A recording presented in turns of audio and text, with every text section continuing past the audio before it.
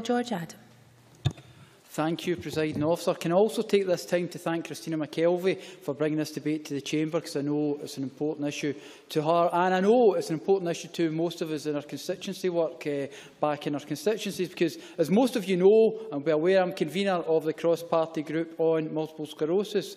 And recently, the MS Society Scotland brought this report out, Presiding Officer, MS Enough, make sense of welfare, because more and more people with MS have been struggling to either access benefits or to retain what benefits they had. And one of the issues with MS in particular is that most people are diagnosed between their 20s and 30s, so it means that it's during the peak of their working life. So they go from being a professional person, being able to do everything that they want, working, paying their bills, to someone who is actually having to rely on the state, now only because of their medical condition. And one of the problems, Presiding Officer, with the legislation is it doesn't take long-term disability or long-term conditions into account.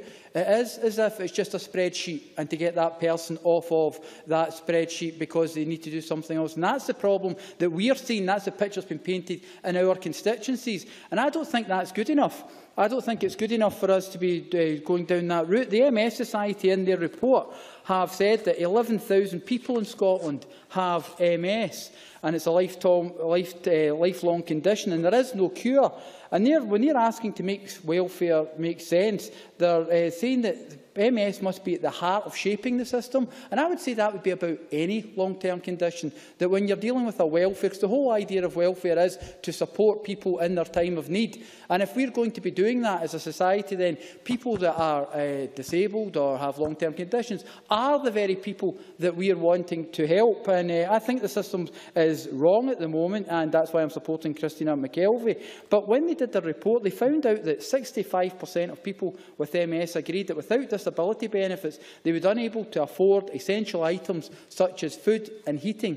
Food and heating, Presiding Officer. 85% agreed that without disability benefits, their independence would be negatively impacted, and 91% found the process of claiming disability benefits stressful.